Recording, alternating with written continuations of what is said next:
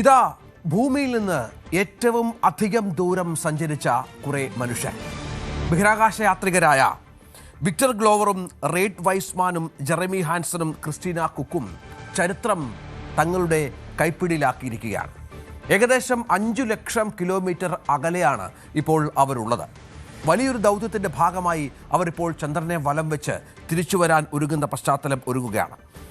Artemis 2 ദൗത്യത്തിലെ പേടകം ചന്ദ്രന് ഏറ്റവും അടുത്തെത്തുന്ന നിമിഷം അത് ചരിത്രത്തിൽ കുറിച്ചു കഴിഞ്ഞു. അവർ ചന്ദ്രനിൽ ഇറങ്ങുന്നില്ല, പക്ഷേ ചാന്ദ്ര ദൗത്യത്തിൻ്റെ എല്ലാ സംവിധാനങ്ങളും പൂർത്തിയാക്കും. ചന്ദ്രനിൽ ഒളിപ്പിച്ചു വച്ചിരിക്കുന്ന, ചന്ദ്രൻ്റെ കുമ്പിളിൽ ഒളിപ്പിച്ചു വച്ചിരിക്കുന്ന അത്ഭുതങ്ങൾ ലോകത്തിനായി പങ്കുവെക്കും. അതനുസരിച്ചുള്ള ചിത്രങ്ങളുമൊക്കെ നാസ ഇപ്പോൾ ലോകത്തിന് മുന്നിലേക്ക് അത്ഭുത കാഴ്ചകളുമായി പുറത്തുവിട്ടുകൊണ്ടിരിക്കുകയാണ്. അതിൻ്റെ വിശദാംശങ്ങളുണ്ടാകും, യുദ്ധത്തിൻ്റെ വിശദാംശങ്ങളുണ്ട്. ഒപ്പം കേരളം കാത്തിരിക്കുന്ന തെരഞ്ഞെടുപ്പിന് ഇനി ഏതാനും മണിക്കൂറുകൾ മാത്രം ബാക്കിയാണ്. അതിൻ്റെ വിശദാംശങ്ങളുണ്ടാകും. ആദ്യം തലക്കെട്ടുകൾ. ചരിത്രം കുറിച്ച ആർട്ടിമിസ് 2 ചന്ദ്രനിൽ നിന്ന് ഭൗമോദയം കണ്ട് ഒറിയോൺ പേടകം. അപ്പോളോ 13 സംഘം 1970 സ്ഥാപിച്ച റെക്കോർഡ് തകർത്ത് ചരിത്ര കുതിപ്പ്. ഭൂമിയിൽ നിന്നും ഏറ്റവും ദൂരം സഞ്ചരിച്ച മനുഷ്യർ എന്ന നേട്ടവുമായി ചന്ദ്രന് പിറകിലൂടെ യാത്ര ചെയ്ത ദൗത്യ സംഘം.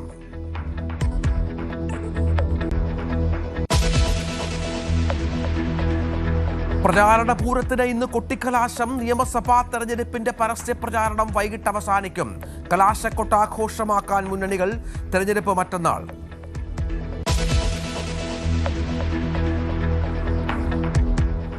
വോട്ടെടുപ്പിൽ നിയന്ത്രണങ്ങൾ കടുപ്പിച്ച് തെരഞ്ഞെടുപ്പ് കമ്മീഷൻ. ഇന്ന് വൈകിട്ട് മുതൽ മദ്യശാലകൾ അടച്ചിടും. വോട്ടെടുപ്പ് കഴിയും വരെ മദ്യം എത്തിക്കുന്നതിനും ശേഖരിച്ചു വെക്കുന്നതിനും നിരോധനം. പോളിംഗ് കുറ്റമറ്റതാക്കാൻ ഒരുക്കങ്ങൾ.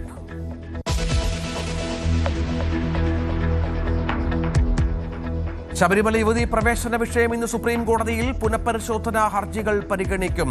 യുവതീ പ്രവേശനം എതിർക്കുന്നവരുടെ വാദം കേൾക്കും. വാദം കേൾക്കുന്നത് ചീഫ് ജസ്റ്റിസ് അധ്യക്ഷനായ 9 അംഗ ഭരണഘടനാ ബെഞ്ച്.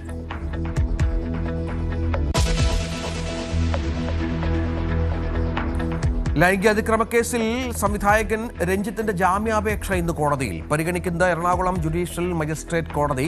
ശാസ്ത്രീയ തെളിവുകൾ ലഭിച്ച ശേഷം വീണ്ടും കസ്റ്റഡി ആവശ്യപ്പെടാൻ അന്വേഷണ സംഘം.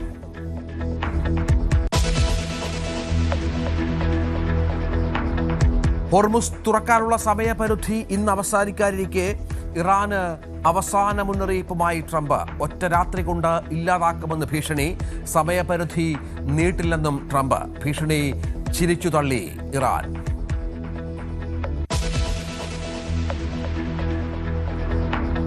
IPL ഇന്ന് ഗ്ലാമർ പോരാട്ടം. രാജസ്ഥാൻ റോയൽസ് മുംബൈ ഇന്ത്യൻസിനെ നേരിടും. മഴ തടസ്സപ്പെടുത്തിയ കളിയിൽ പോയിന്റുകൾ പങ്കുവച്ച് കൊൽക്കത്തയും പഞ്ചാബും.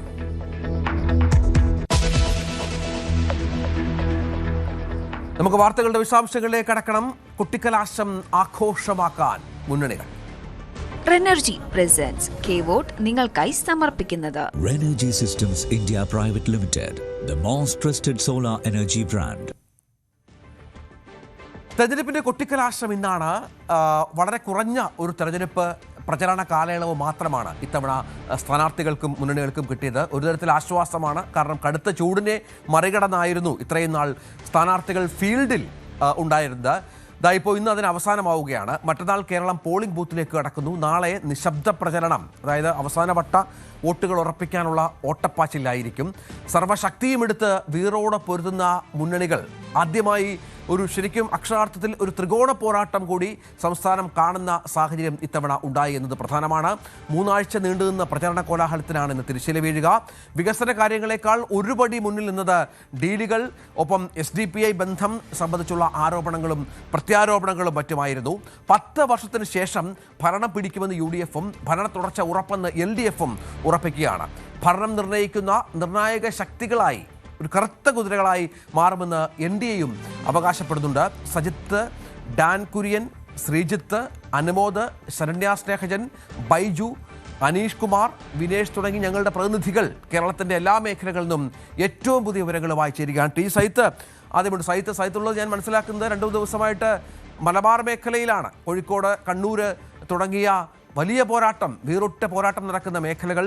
അവിടെയൊക്കെ LDFിൻ്റെ ശക്തി കേന്ദ്രങ്ങളിൽ പോലും വിമത ഭീഷണികൾ, അക്ഷരാർത്ഥത്തിൽ UDFന്റെ കുതിച്ചുകയറ്റം പല മേഖലകളിലും പല മണ്ഡലങ്ങളും വിജയിക്കുമെന്ന് പോലും അവർ പ്രതീക്ഷിക്കുന്ന സ്ഥലങ്ങളുണ്ട്. LDFന്റെ കുത്തക മണ്ഡലങ്ങൾ. അങ്ങനെ ഏറ്റവും വാശിയേറിയ പോരാട്ടം നടക്കുന്നത് ഒരുപക്ഷെ ഈ വടക്കൻ മേഖല, മലബാർ മേഖലയിലായിരിക്കാം അല്ലേ?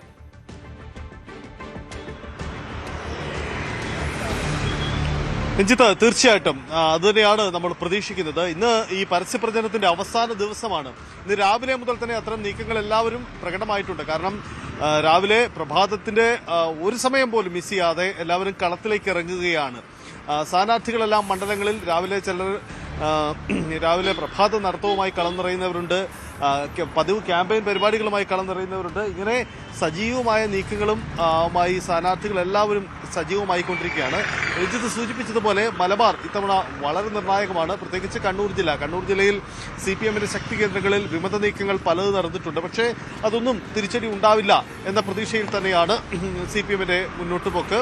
അതേസമയം കോഴിക്കോട് പോലെയുള്ള ജില്ലകൾ അവരെ വലിയ അമ്പരപ്പിക്കുന്നുണ്ട്. കാരണം കോഴിക്കോട് ജില്ലയിൽ ഇത്തവണ വലിയ നഷ്ടമുണ്ടാകും. വലിയ ജില്ലയാണ്, കൂടുതൽ മണ്ഡലങ്ങളുള്ള ജില്ലയാണ്. അപ്പോൾ കണക്കെടുപ്പിൽ കോഴിക്കോട് നിന്നും വലിയ നഷ്ടമുണ്ടാകുമെന്നൊരു ആശങ്ക CPM കേന്ദ്രങ്ങൾക്ക് ഉണ്ടാവുന്നുണ്ട്. അതുതന്നെയാണ് അവരുടെ നെഞ്ചിൽ പേറ്റുന്നത് കാര്യം.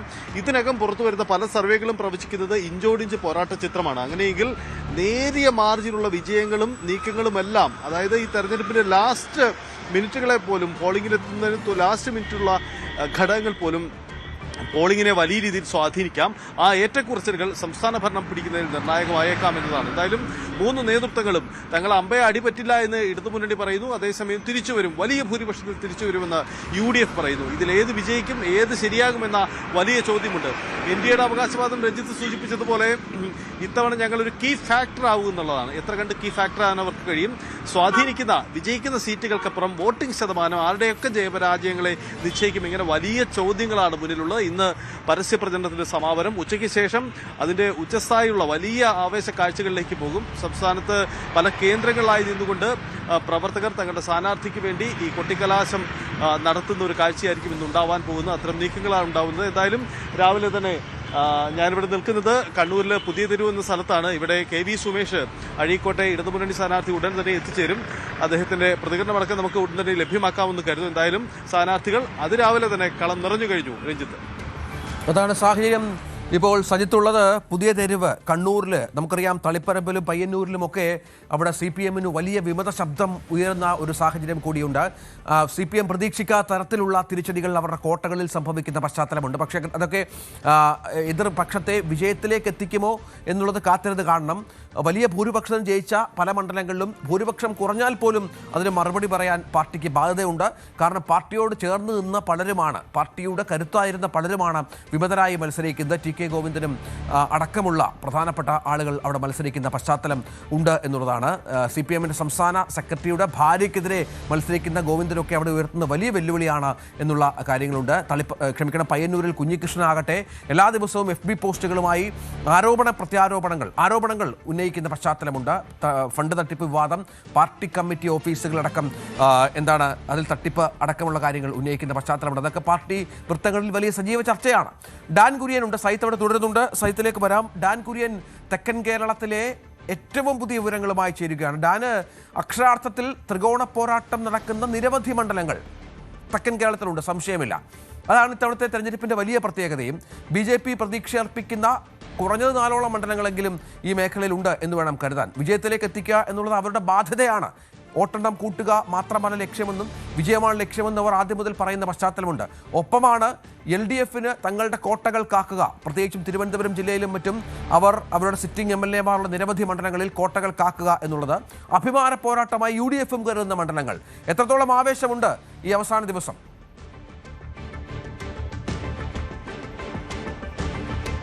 വലിയ ആവേശത്തിലാണ് മൂന്ന് മുന്നണികളും. ഇടതുപക്ഷത്തെ സംബന്ധിച്ച് അവരെ അധികാരത്തിലേക്ക് വളരെ സേഫായി തുടർച്ചയായി ഏറ്റിയതിൽ നിർണായകമായ പങ്ക് വഹിച്ചത് തെക്കൻ ജില്ലകളാണ്, പ്രത്യേകിച്ച് തിരുവനന്തപുരവും കൊല്ലവുമൊക്കെയാണ്. ആ തിരുവനന്തപുരത്തും കൊല്ലത്തും ഇത്തവണ അട്ടിമറി നടക്കുമോ എന്നതാണ് ആകാംക്ഷയോടെ രാഷ്ട്രീയ കേന്ദ്രങ്ങൾ ഉറ്റുനോക്കുന്നത്. കാരണം ത്രികോണ പോരാട്ടങ്ങൾ നേരത്തെയും കേരളം കണ്ടിട്ടുണ്ടെങ്കിലും തലസ്ഥാനത്ത് ഇത്തവണ അതിന് കുറച്ചുകൂടി ഒരു മാറ്റ് കൂടുന്ന സാഹചര്യമാണ്. പ്രത്യേകിച്ച് BJP നഗരസഭയുടെ ഭരണം പിടിച്ചതിന് പിന്നാലെ നഗരസഭയുമായി ബന്ധപ്പെട്ട് നിൽക്കുന്ന 4 പ്രധാനപ്പെട്ട മണ്ഡലങ്ങൾ. അതിൽ തന്നെ എടുത്തു പറയേണ്ടുന്ന കാര്യം കഴക്കൂട്ടവും നേമവുമാണ്. ഈ 2 ഇടങ്ങളിൽ BJP വലിയ മുന്നേറ്റം നടത്തുന്നു എന്നാണ് രാഷ്ട്രീയ കേന്ദ്രങ്ങളിൽ നിന്ന് ഇപ്പോൾ പുറത്തു വരുന്ന സൂചനകൾ. അതാണ് ഇരു മുന്നണികളെയും ആര് ജയിക്കും ആര് തോൽക്കും എന്നൊന്നും പറയാൻ കഴിയാത്തൊരു സ്ഥിതിയിലേക്ക് കാര്യങ്ങൾ എത്തിച്ചിരിക്കുന്നത്. കാരണം BJP പിടിക്കുന്ന വോട്ടുകൾ അത് വിള്ളൽ വീഴ്ത്താൻ പോകുന്നത് UDFിൻ്റെ വോട്ട് ബാങ്കിലായിരിക്കുമോ LDFിൻ്റെ വോട്ട് ബാങ്കിലായിരിക്കുമോ എന്ന വലിയ ആശങ്ക ഇരു മുന്നണികൾക്കുമുണ്ട്. അതുകൊണ്ട് തന്നെ ഏത് തരത്തിലാണ് അവസാന ഘട്ടത്തിൽ അവിടെ പ്രചാരണം പുരോഗമിക്കുന്നത്, അല്ലെങ്കിൽ പ്രചാരണം പുരോഗമിക്കുമ്പോൾ ആർക്ക് അനുകൂലമായാണ് ആ ട്രെൻഡ് സെറ്റ് ചെയ്യപ്പെടുന്നത് എന്നതിൽ ഇപ്പോഴും ഒരു വ്യക്തമായ ചിത്രം തെളിഞ്ഞിട്ടില്ല. തലസ്ഥാനത്ത് പ്രത്യേകിച്ച് തിരുവനന്തപുരം ജില്ലയിൽ പല മണ്ഡലങ്ങളിലും അത് തന്നെയാണ് സ്ഥിതി. അതേ സമാനമായ ഒരു സാഹചര്യം നിലനിൽക്കുന്ന സ്ഥലമാണ് കാട്ടാക്കട. ഇങ്ങനെ ഈ തെക്കൻ കേരളത്തിൽ തിരുവനന്തപുരം കഴിഞ്ഞാൽ കൊല്ലത്തും ഇതേ സാഹചര്യമുണ്ട്. പത്തനംതിട്ടയിൽ കഴിഞ്ഞ ദിവസം പ്രധാനമന്ത്രി തിരുവല്ലയിലെത്തിയതോടെ അതുണ്ടാക്കിയിരിക്കുന്ന വലിയ ആവേശമുണ്ട്. അതൊക്കെ വലിയ ക്രൈസ്തവ വിഭാഗങ്ങൾക്കിടയിൽ അടക്കം വലിയ സ്വാധീനം ഉണ്ടാക്കിയിട്ടുണ്ട് എന്നൊരു വിലയിരുത്തലിലാണ് NDA ക്യാമ്പ്. LDF ആകട്ടെ കാര്യമായി പരിക്കേൽക്കാതെ തെക്കൻ കേരളത്തിൽ നില ഭദ്രമാക്കാൻ കഴിയുമെന്ന വലിയ ആത്മവിശ്വാസം തന്നെയാണ് ഇപ്പോഴും ഉള്ളത്. അതുകൊണ്ട് തന്നെ അക്ഷരാർത്ഥത്തിൽ ഒരു ത്രികോണ പോരാട്ടം നടക്കുകയാണ്. അതുകൊണ്ട് തന്നെ ആരായിരിക്കും അതിൽ വിജയം നേടുക എന്നതിനെ സംബന്ധിച്ച് ആർക്കും ഒന്നും പറയാൻ കഴിയാത്ത തരത്തിൽ തന്നെയാണ് തിരുവനന്തപുരത്തെ കാര്യങ്ങൾ. അതേസമയം കോൺഗ്രസ് ക്യാമ്പ് ഇപ്പോഴും 7 മുതൽ 8 സീറ്റുകൾ വരെ തങ്ങൾക്ക് ലഭിക്കുമെന്ന വലിയ പ്രതീക്ഷയിൽ തന്നെയാണ് ഇപ്പോഴും ഉള്ളത്. ഇന്ന് തെലങ്കാന മുഖ്യമന്ത്രി രേവന്ത് റെഡ്ഡിയുടെ റോഡ് ഷോ രാവിലെ കോവളത്ത് M വിൻസെന്റിന് വേണ്ടി 8:30 നടക്കുകയാണ്. KC വേണുഗോപാൽ അതോടൊപ്പം ശശി തരൂർ ഉൾപ്പെടെയുള്ള പ്രധാനപ്പെട്ട നേതാക്കളൊക്കെ ഇവിടെ തലസ്ഥാനത്ത് തങ്ങുകയാണ്. അവർ രാവിലെ മാധ്യമങ്ങളെ കാണുന്നുണ്ട്. നമുക്കറിയാം കൃത്യമായ രാഷ്ട്രീയ ലക്ഷ്യത്തോടെയുള്ള വാക്പോരുകൾ നേതാക്കൾ തമ്മിൽ മുന്നണികളിലെ വിവിധ നേതാക്കൾ തമ്മിൽ ഇപ്പോഴും തുടർന്നുകൊണ്ടേയിരിക്കുകയാണ്. അവസാന ലാപ്പിൽ ആ വാക്പോര് ആർക്ക് മേൽക്കൈ നേടിക്കൊടുക്കും, ആരുടെ വോട്ടർമാരുടെ മനസ്സിനെ സ്വാധീനിക്കാൻ ആര് മുമ്പോട്ട് വെക്കുന്ന ആശയങ്ങൾക്കായിരിക്കും കഴിയുക എന്നതൊക്കെ ഏറ്റവും ശ്രദ്ധേയമായിട്ടുള്ള കാര്യം തന്നെയാണ്. തെരഞ്ഞെടുപ്പ് കമ്മീഷന്റെ ഭാഗത്തുനിന്ന് കർശനമായ നിർദ്ദേശമാണ്. വൈകുന്നേരം 6 മണി വരെ മാത്രമേ ഈ കൊട്ടിക്കലാശവുമായി ബന്ധപ്പെട്ട ഈ ആഘോഷങ്ങളും പരിപാടികളൊക്കെ അനുവദിക്കുകയുള്ളൂ. അതിനപ്പുറത്തേക്ക് പോയാൽ കർശനമായ നടപടി ഉണ്ടാകുമെന്നാണ് പറഞ്ഞിരിക്കുന്നത്. അതുകൊണ്ട് തന്നെ അതുമായി ബന്ധപ്പെട്ട് നിൽക്കുന്ന പരിപാടികൾ രാവിലെ മുതൽ തന്നെ അനൗൺസ്മെൻറ്റുകളായും അല്ലാതെയും വിവിധ മണ്ഡലങ്ങളിൽ സജീവമായിക്കൊണ്ടിരിക്കുകയാണ്. ഒരു 9:30-10 മണിയോടെ വീണ്ടും അത് തലസ്ഥാനത്തടക്കം ഒരു ആഘോഷ സാഹചര്യങ്ങളിലേക്ക് മാറുന്ന സ്ഥിതിയാണ് നിലവിൽ.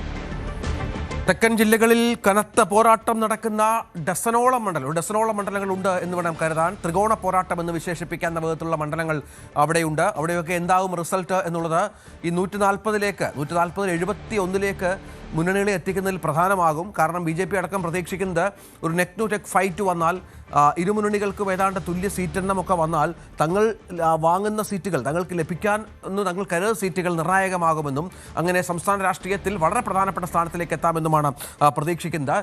ശ്രീത്തിലേക്ക് പോകണം. കോട്ടയത്ത് ശ്രീത്തുണ്ട്. ശ്രീത്ത് കോട്ടയം ജില്ലയെ സംബന്ധിച്ചിടത്തോളം കേരള കോൺഗ്രസുകളുടെ പോരാട്ടമാണ്. അവിടെ ജോസഫിൻ്റെയും മാണി ഗ്രൂപ്പിൻ്റെയും ഒക്കെ ജോസ് കെ മാണി ഗ്രൂപ്പിൻ്റെയും ഒക്കെ നിലനിൽപ്പിനായുള്ള പോരാട്ടം നടക്കുന്ന മണ്ഡലങ്ങളുണ്ട്. ഇത്തവണ പല കാര്യങ്ങളും UDFിന് അനുകൂലമാണ് അവിടെയെന്ന് കരുതുമ്പോഴും പാലായിലും ഒപ്പം പൂഞ്ഞാറിലുമൊക്കെ ഒരു ത്രികോണ പോരാട്ടത്തിൻ്റെ ഫീൽ ഉണ്ടാക്കാൻ NDAക്ക് ഇതുവരെ കഴിഞ്ഞ ഒരു പശ്ചാത്തലം കൂടിയുണ്ട്. അങ്ങനെ അക്ഷരാർത്ഥത്തിൽ പ്രവചനാതീതമായ നിരവധി മണ്ഡലങ്ങൾ കോട്ടയത്ത് നമുക്ക് കാണാം.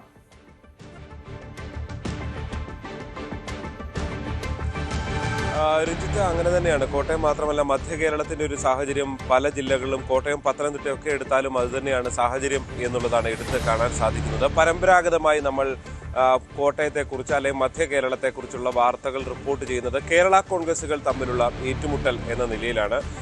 അതുണ്ട് ഇത്തവണയും. പല മണ്ഡലങ്ങളിലും തീപാർന്ന പോരാട്ടം തന്നെ നടക്കുന്നുണ്ട്.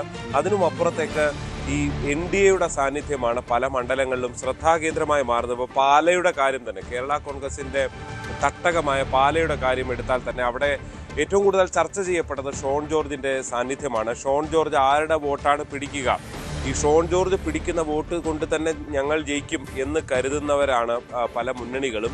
അങ്ങനെ കണക്കുകൂട്ടലുകൾ, പരമ്പരാഗതമായി നമ്മൾ നടത്തിയിരിക്കുന്ന കണക്കുകൂട്ടലുകളൊക്കെ തെറ്റിക്കുന്ന ചില രീതികളാണ് ഈ തെരഞ്ഞെടുപ്പിൽ ഉണ്ടായിട്ടുള്ളത്. അതല്ല, തങ്ങൾ തന്നെ ജയിക്കുമെന്ന് NDA അവകാശവാദം. ഷോൺ ജോർജ് വലിയ ആത്മവിശ്വാസം പ്രകടിപ്പിക്കുന്നു. തൊട്ടപ്പുറത്തെ പൂഞ്ഞാറിൽ സമാനമായ സ്ഥിതിയാണ് ഉള്ളത്. എന്തായാലും പാലയുടെ കാര്യത്തിൽ അക്ഷരാർത്ഥത്തിൽ ഒരു ത്രികോണ പോരാട്ടം തന്നെ നടക്കുന്നു. പൂഞ്ഞാറിലും കഴിഞ്ഞ തവണയും സമാനം അങ്ങനെ തന്നെയായിരുന്നു. ഇത്തവണയും ഏതാണ്ട് അതേ നിലയിലേക്ക് തന്നെ കാര്യങ്ങൾ പോകുന്നു. തൊട്ടിപ്പുറത്തെ കാഞ്ഞിരപ്പള്ളിയുടെ സാഹചര്യവും അങ്ങനെ തന്നെയാണ്. വൈക്കത്ത് കെ അജിത്തിന്റെ സാന്നിധ്യം കൊണ്ട് ആ നിലയിലൊരു മത്സരം നടക്കുന്നു. കടുത്തുരുത്തിയിൽ തീപാറുന്ന കേരള കോൺഗ്രസുകളുടെ നേരിട്ടുള്ള ഏറ്റുമുട്ടലാണ്. തൊട്ടിപ്പുറത്തെ ചങ്ങനാശ്ശേരിയിലും അങ്ങനെയാണ്. ഒരു അട്ടിമറി സാധ്യമാകുമെന്ന് UDF കണക്ക് കൂട്ടുന്നു. എന്തായാലും രഞ്ജിത്ത്, ഈ കഴിഞ്ഞ തദ്ദേശ തെരഞ്ഞെടുപ്പ് ഫലമാണ് UDFനെ സംബന്ധിച്ച് വലിയ ആത്മവിശ്വാസം നൽകുന്ന ഒരു ഘടകമായി മാറിയിട്ടുള്ളത്. ആ ഘടകം ഇപ്പോഴും അങ്ങനെ നിൽക്കുന്നു എന്നതാണ് UDFന്റെ ഒരു കോൺഫിഡൻസ്. പക്ഷെ അങ്ങനെയല്ല കാര്യങ്ങളെന്ന് LDF വിലയിരുത്തുന്നു. നമുക്കറിയാം, സംസ്ഥാനത്ത് പ്രവചിച്ച സർവേകളെല്ലാം ഏതാണ്ട് ഇഞ്ചോടിഞ്ച് പോരാട്ടമെന്ന് പ്രവചിച്ച സ്ഥിതിവിശേഷമാണ്. വലിയ വ്യത്യാസം ആരും പറയുന്നില്ല. ഒരു 100 സീറ്റ് എന്ന പ്രവചനം ആരും നടത്തുന്നില്ല എന്നുള്ളത് ശ്രദ്ധേയമാണ്. അതുകൊണ്ട് തന്നെ മുന്നണികൾക്ക് അത്തരത്തിലൊരു അങ്കലാപ്പുണ്ട് എന്നത് യാഥാർത്ഥ്യം തന്നെയാണ്. എന്തായാലും ഇന്ന് അവസാന ദിവസം കൊട്ടിക്കലാശം തങ്ങളുടേതാക്കി മാറ്റാനുള്ള വലിയ ശ്രമത്തിൽ തന്നെയാണ് മുന്നണികൾ ഉള്ളത്. ഏതാണ്ട് എല്ലാ മണ്ഡല കേന്ദ്രങ്ങളിലും വലിയ ആഘോഷങ്ങൾ നടക്കുന്നു. അതേസമയം പുതുപ്പള്ളിയിലും ചാണ്ടി ഉമ്മൻ ഇത്തവണ കൊട്ടിക്കലാശത്തിനില്ല എന്ന പ്രഖ്യാപനം നടത്തുകയാണ്. അദ്ദേഹം അതും തൻ്റെ ചാരിറ്റി പ്രവർത്തനങ്ങളുമായി ബന്ധപ്പെട്ട കാര്യങ്ങൾക്ക് വേണ്ടി ആ പണം വിനിയോഗിക്കും എന്ന പ്രഖ്യാപനമാണ് നടത്തിയിട്ടുള്ളത്. എന്തായാലും ഈ നിലയിലാണ് കാര്യങ്ങൾ മുന്നോട്ട് പോകുന്നത്. വലിയ ആവേശത്തിലേക്ക് പ്രചരണത്തിന്റെ ഏറ്റവും അവസാന നിമിഷങ്ങൾ തങ്ങളുടേതാക്കി മാറ്റാനുള്ള വലിയ ശ്രമം തന്നെയാണ് മുന്നണികൾ നടത്തുന്നത്. രഞ്ജിത്ത്, തീർച്ചയായിട്ടും അത്തരത്തിൽ വലിയ പോരാട്ടങ്ങൾ നടക്കുന്ന മണ്ഡലങ്ങളുണ്ട്. ഈ മധ്യ കേരളത്തിലായാലുമൊക്കെ അത്തരം അവകാശവാദങ്ങൾ NDAയുടെ ഭാഗത്തു നിന്നും മറ്റുമുണ്ട്. പാലായിലും പൂഞ്ഞാറിലുമൊക്കെ നേരത്തെ പറഞ്ഞതുപോലെ ശക്തമായ മത്സരം കാഴ്ചവെക്കാൻ അവർക്ക് സാധിച്ചിട്ടുണ്ട്. അതൊക്കെ വോട്ടായി വരുമോ എന്നുള്ളത് കാത്തിരുന്ന് കാണണം. പലരുടെയും വിധി നിർണ്ണയിക്കുന്നത് പോലും NDA അല്ലെങ്കിൽ BJP പിടിക്കുന്ന വോട്ടുകളായിരിക്കും എന്ന കാര്യത്തിൽ സംശയമില്ല. അത്തരം ആശങ്കകളും രണ്ട് മുന്നണികൾക്കും, LDFനും UDFനും ഒരുപോലെയുണ്ട്. നേരത്തെ ഡാനൊക്കെ പറഞ്ഞതുപോലെ ഏത് മുന്നണിയുടെ വോട്ടാണ് BJP പിടിക്കുക, NDA സഖ്യം പിടിക്കുക എന്നുള്ളത് വളരെ പ്രധാനപ്പെട്ട ഒന്നാണ്. അത് ഒരു പക്ഷേ ഇനിയുള്ള കേരള രാഷ്ട്രീയത്തിൻ്റെ ഗതി കൂടി നിർണ്ണയിക്കുന്ന ഒന്നായി മാറുമെന്ന കാര്യത്തിൽ സംശയമില്ല. ഒപ്പം സർവേ ഫലങ്ങളും പ്രധാനമാണ്. ഒരു സർവേയും വ്യക്തമായ ഭൂരിപക്ഷം അല്ലെങ്കിൽ ഒരു മൃഗീയ ഭൂരിപക്ഷം ഒരു മുന്നണിക്കും പ്രവചിക്കുന്നില്ല. അധികാരത്തിൽ വന്നാൽ പോലും 70-75 വരെയുള്ള സീറ്റുകൾ മാത്രം മുന്നണികൾക്ക് ലഭിച്ചേക്കാം. അതായത് ഏതാണ്ട് ഭരണം ലഭിക്കാനുള്ള ഭൂരിപക്ഷം മാത്രം ലഭിച്ചേക്കാം. അല്ലെങ്കിൽ മറ്റൊരു കാര്യമെന്ന് പറയുന്നത് ഏതാണ്ട് തുല്യ സീറ്റുകളിലേക്ക് കാര്യങ്ങൾ എത്തിയേക്കാം. NDA 2-3 സീറ്റുകൾ പിടിച്ചാൽ അതും നിർണായകമായേക്കാം. അങ്ങനെ ഒന്നും പ്രവചിക്കാനാവാത്ത വിധത്തിലുള്ള ഒരു തെരഞ്ഞെടുപ്പിന് കാലങ്ങൾക്ക് ശേഷം, പതിറ്റാണ്ടുകൾക്ക് ശേഷം കേരളം സാക്ഷ്യം വഹിക്കുന്നു എന്നുള്ളത് ഏറ്റവും പ്രധാനപ്പെട്ട നിർണായകമായ കാര്യങ്ങളാണ്. ഞങ്ങളുടെ പ്രതിനിധികൾ വിവിധ മേഖലകളിൽ നിന്ന് ഏറ്റവും പുതിയ വിവരങ്ങളുമായി ചേരുന്നുണ്ട്. സജിത്തുണ്ട്, ഡാൻ കുര്യനുണ്ട്, ശ്രീജിത്തുണ്ട്, അനുമോദുണ്ട്, ഡാനി പോളുണ്ട്, ശരണ്യ സ്നേഹജനുണ്ട്, ബൈജു ഉണ്ട്, അനീഷുണ്ട്. KV ബൈജു കാസർഗോട്ടെ ഏറ്റവും പുതിയ മത്സര ചിത്രവുമായി ചേരും. ബൈജു, കാസർഗോഡ് നമ്മൾ നേരത്തെയൊക്കെ ചർച്ച ചെയ്തതുപോലെ എല്ലാ അടവുകളും പയറ്റുന്ന ഒരു മണ്ഡലമാണ്. പല വിമതശല്യങ്ങൾ പല സ്ഥലങ്ങളുണ്ടായിരുന്നു. SDBA സ്ഥാനാർത്ഥി അടക്കം അവിടെ മത്സരിക്കാൻ വന്ന് മഞ്ചേശ്വരത്തൊക്കെ വാർത്തയുണ്ടായ മണ്ഡലമാണ്. സ്ഥാനാർത്ഥി പിൻവലിഞ്ഞതിനെ തുടർന്ന് ഡീൽ ആരോപണം ശക്തമായ സ്ഥലങ്ങൾ പലതുമുണ്ട്. അങ്ങനെ അക്ഷരാർത്ഥത്തിൽ ഒരു വലിയ പോരാട്ടം, ഒരുപക്ഷെ ബൈജുവിൻ്റെയൊക്കെ റിപ്പോർട്ടിംഗ് ജീവിതത്തിൽ ഇല്ലാത്ത വിധമുള്ള, സമാനതകളില്ലാത്ത വിധമുള്ള വലിയ പോരാട്ടം എന്താണ് അത് കാസർഗോഡ് സാക്ഷ്യം വഹിക്കുകയാണ്.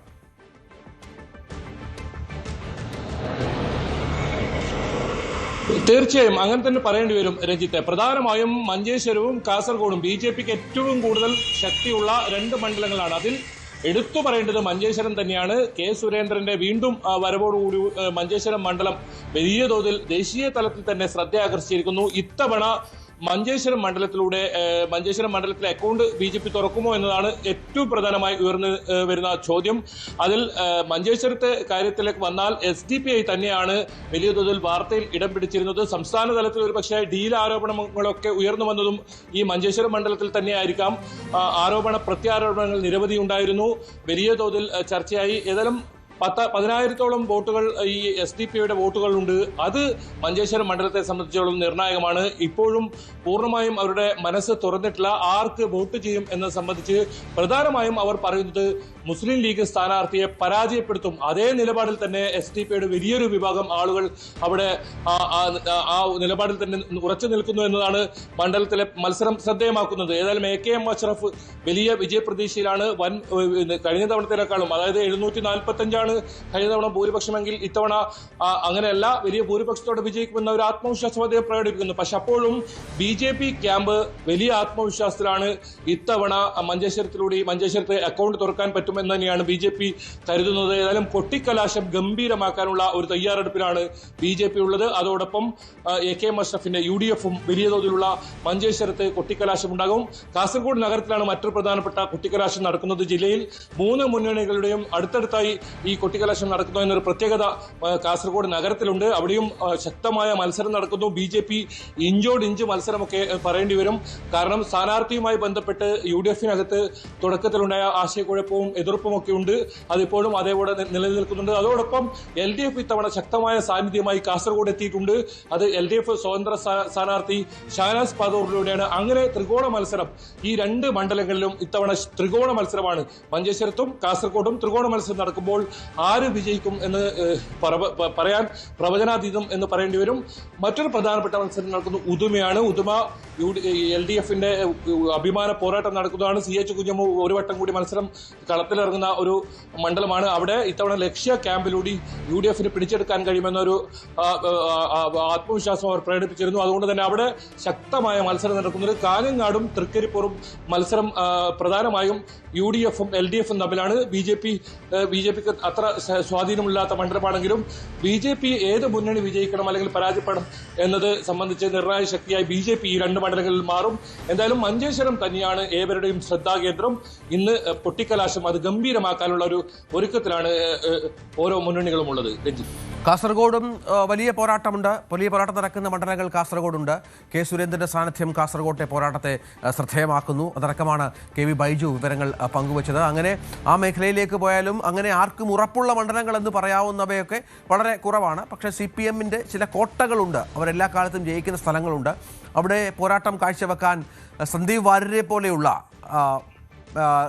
കോൺഗ്രസിലേക്ക് വന്ന നേതാക്കൾക്ക് സാധിക്കുന്ന പശ്ചാത്തലം കൂടിയുണ്ട്. അങ്ങനെ കാസർഗോഡും ശ്രദ്ധാകേന്ദ്രമാണ്. ശരണ്യ സ്നേഹിതൻ ആലപ്പുഴയിൽ ചേരുന്നു. ശരണ്യ, ആലപ്പുഴയിൽ നമുക്കറിയേണ്ട ഏറ്റവും വലിയ വാർത്ത അമ്പലപ്പുഴയിലെ തെരഞ്ഞെടുപ്പ് ഫലം എന്താകുമെന്നുള്ളതാണ്. 60 വർഷത്തോളം CPM-ന്റെ ഭാഗമായിരുന്ന, CPM-ന്റെ നാവായിരുന്ന, CPM-ന്റെ മുഖമായിരുന്ന നേതാവ് മറുചേരിലെത്തി UDF-നൊപ്പം ചേർന്ന് കോൺഗ്രസിനൊപ്പം ചേർന്ന് കോൺഗ്രസ് തൊപ്പിവെച്ച് മത്സരിക്കുന്ന മണ്ഡലമായി അമ്പലപ്പുഴ മാറിയിട്ടുണ്ട്. അത് പ്രധാനപ്പെട്ട ഒന്നാണ്.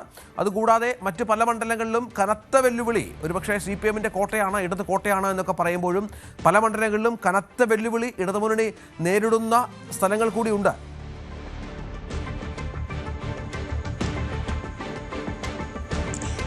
രഞ്ജിത്ത്, ഇത്തവണ ഒരു ഈസി വോക്ക് ഓവർ അല്ല അത്തരത്തിലൊരു ഇടതുപക്ഷത്തിന് ഉണ്ടാകില്ല എന്നുള്ള ഒരു വിലയിരുത്തൽ തന്നെയാണ് പാർട്ടി കേന്ദ്രങ്ങൾക്കടക്കം ഉള്ളത്. അവസാനഘട്ട ഒരു അസസ്മെന്റിലേക്ക് പോകുമ്പോൾ അങ്ങനെ ഒരു വിലയിരുത്തലിലേക്ക് തന്നെ ഇടതുപക്ഷം എത്തി നിൽക്കുന്നു എന്നുള്ളതാണ്. കഴിഞ്ഞ തവണ ആലപ്പുഴ ജില്ലയിലെ 8 മണ്ഡലങ്ങളാണ് ഇടതുപക്ഷത്തിനോടൊപ്പം നിന്നത്. ഹരിപ്പാട് 9 മണ്ഡലങ്ങളാണുള്ളത്. അതിൽ ഹരിപ്പാട് രമേശ് ചെന്നിത്തല വിജയിക്കുകയും ചെയ്തിരുന്നു. എന്നാൽ ഇത്തവണ കാര്യങ്ങൾ അങ്ങനെയല്ല എന്നുള്ളതാണ് നമുക്ക് മനസ്സിലാക്കാൻ കഴിയുന്നത്. അതായത് ചുരുക്കം ചില മണ്ഡലങ്ങൾ, ഇപ്പോൾ മാവേലിക്കര ഒരു ഷുവർ സീറ്റ് എന്ന് നമുക്ക് പറയാവുന്ന ഒരു സാഹചര്യം ഇടതുപക്ഷത്തിന് ഇപ്പോൾ ഉള്ള ഒരു സീറ്റാണ്. ചെങ്ങന്നൂരും ചില സമവാക്യങ്ങൾ വന്നാൽ വിജയിക്കാൻ കഴിയുന്ന സീറ്റാണ്. അതിനപ്പുറത്തേക്ക് മറ്റെല്ലാ ഇടങ്ങളിലും കടുത്ത മത്സരം നേരിടുന്നു എന്നുള്ളതാണ് നമുക്ക് പറയാൻ കഴിയുക. അത്തരത്തിൽ ഉള്ള ഒരു സാഹചര്യത്തിലൂടെയാണ് ആലപ്പുഴ ജില്ല കടന്നുപോയിക്കൊണ്ടിരിക്കുന്നത്. ഇപ്പോൾ രഞ്ജിത്ത് നേരത്തെ സൂചിപ്പിച്ചതുപോലെ തന്നെ അമ്പലപ്പുഴയാണ് ഏറ്റവും ഒടുവിലും തെരഞ്ഞെടുപ്പുമായി ബന്ധപ്പെട്ട് ആലപ്പുഴയിൽ നിന്നും സ്റ്റേറ്റിൽ തന്നെ ശ്രദ്ധേയമായി നിൽക്കുന്ന ഒരു മണ്ഡലമായി മാറിയിരിക്കുന്നത്.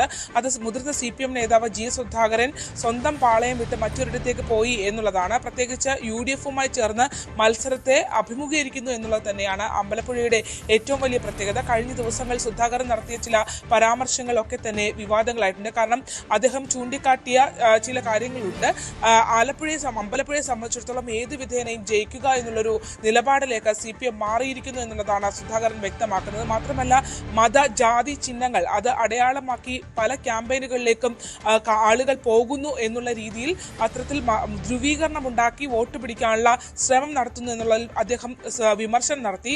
അതിൽ തിരഞ്ഞെടുപ്പിന് നേതൃത്വം നൽകുന്ന CS സുജാത അടക്കമുള്ള ആളുകൾ, അതായത് നായർ വിഭാഗത്തിന്റെ പ്രതിനിധിയാണെന്ന് തോന്നത്തക്ക വിധത്തിൽ ഉള്ള രീതിയിൽ മുല്ലപ്പൂ ചൂടി അല്ലെങ്കിൽ അത്തരത്തിൽ തുളസിക്കതിർ ചൂടി ആ വിഭാഗം ആളുകളുടെ ഇടയിലേക്ക് താൻ ഇന്ന വിഭാഗത്തെ റെപ്രസെന്റ് ചെയ്യുന്നു എന്നുള്ള രീതി തോന്നിക്കുന്ന രീതിയിൽ വോട്ട് തേടുന്ന രീതിയിലേക്ക് ഇടതുപക്ഷം മാറിയിരിക്കുന്നു എന്ന് ജി സുധാകരൻ വിമർശിച്ചു.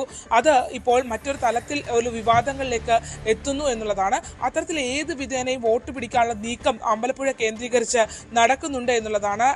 നമുക്കറിയാം സംസ്ഥാനത്ത് തന്നെ CPM സ്വീകരിച്ചിരിക്കുന്ന SDP അടക്കമുള്ള നിലപാടുകൾ അത് അമ്പലപ്പുഴയിലും അത് വലിയ രീതിയിൽ വോട്ടർമാരെ സ്വാധീനിക്കുന്നുണ്ട് എന്ന് തന്നെ നമുക്ക് പറയാൻ കഴിയും. മറ്റ് മണ്ഡലങ്ങളിലേക്ക് പോവുകയാണെങ്കിൽ അരൂർ തൊട്ട് ഇങ്ങ് കായംകുളം വരെയുള്ള മണ്ഡലങ്ങളിൽ കടുത്ത മത്സരം നടക്കുന്നുണ്ട് എന്ന് തന്നെ നമുക്ക് പറയാം. ഇഞ്ചോടിഞ്ച് പോരാട്ടം എന്ന് തന്നെ പറയാൻ കഴിയുന്ന രീതിയിലാണ് കുട്ടനാട് UDFന് വ്യക്തമായ മേൽക്കൈ ഇപ്പോൾ തന്നെ അവർക്ക് ഉണ്ടാകുന്ന ഒരു സാഹചര്യം ഉണ്ട്. അതോടൊപ്പം തന്നെ ആലപ്പുഴ EC വോക്ക് ഓവറായി കരുതിയിരുന്ന മണ്ഡലത്തിൽ അവസാന ഘട്ടത്തിലേക്ക് വരുമ്പോൾ അവിടെ ഒരു മത്സര പ്രതീതി ടൈറ്റായിട്ടുള്ള ആലപ്പുഴയിലെ മിക്ക മണ്ഡലങ്ങളിലും ഒരു പോരാട്ടം, വലിയ പോരാട്ടം, കനത്ത പോരാട്ടം നടക്കുന്നുണ്ട്. വലിയ പ്രതീക്ഷ. കഴിഞ്ഞ ദിവസമൊക്കെ VD സതീശൻ ഇതുമായി ബന്ധപ്പെട്ട ചില പ്രവചനങ്ങളൊക്കെ നടത്തിയിരുന്നു. 5 മുതൽ 7 വരെ സീറ്റുകൾ ആലപ്പുഴയിൽ നേടുമെന്നാണ് സതീശൻ പറഞ്ഞത്. ആത്മവിശ്വാസത്തിലാണ് സ്ഥാനാർത്ഥികൾ കളത്തിലുള്ളത്. CV അനുമോദിലേക്ക് ഒന്ന് പോകണം. അനുമോദ്, മലപ്പുറത്തിന്റെ എന്താണ് കളറ് മാറാനുള്ള സാഹചര്യമില്ല, പച്ച പിടിച്ച് ഇങ്ങനെ കിടക്കുകയാണ് മലപ്പുറം, സംശയമില്ല. ഇത്തവണ കുറച്ചുകൂടി അനുകൂലമായ സാഹചര്യങ്ങൾ ലീഗ് സ്ഥാനാർത്ഥികൾക്കുണ്ട്. അട്ടിമറി പ്രതീക്ഷിക്കുന്ന മണ്ഡലങ്ങൾ അല്ലെങ്കിൽ പോരാട്ടം കടുക്കുന്ന മണ്ഡലങ്ങൾ ഏതെങ്കിലും ഉണ്ടോ അനുമോദിന്റെ ഇതുവരെയുള്ള തെരഞ്ഞെടുപ്പ് പ്രചാരണ അനുഭവങ്ങളിൽ?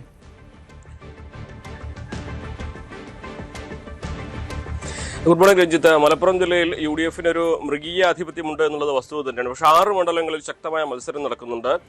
ഒന്ന് LDF നിലവിൽ കൈവശം വച്ചിരിക്കുന്ന പൊന്നാനിയും തവനൂരും. അവിടെ ആ സീറ്റുകൾ നിലനിർത്താൻ വേണ്ടി വലിയ പോരാട്ടം. അവിടെ LDFന് ചെറിയ മേൽക്കൈ ഉണ്ട് എന്നുള്ളൊരു വസ്തുത തന്നെയാണ്. അതിനപ്പുറം വരുമ്പോൾ താനൂരിൽ നിന്നും അബ്ദുറഹ്മാൻ മാറിയെത്തിയ തിരൂര്, അതേപോലെ പെരിന്തൽമണ്ണയിലും ശക്തമായ പോരാട്ടം നടക്കുന്നു. പക്ഷേ അവിടെയും UDFന് ഒരു ചെറിയ മേൽക്കൈയുണ്ട്.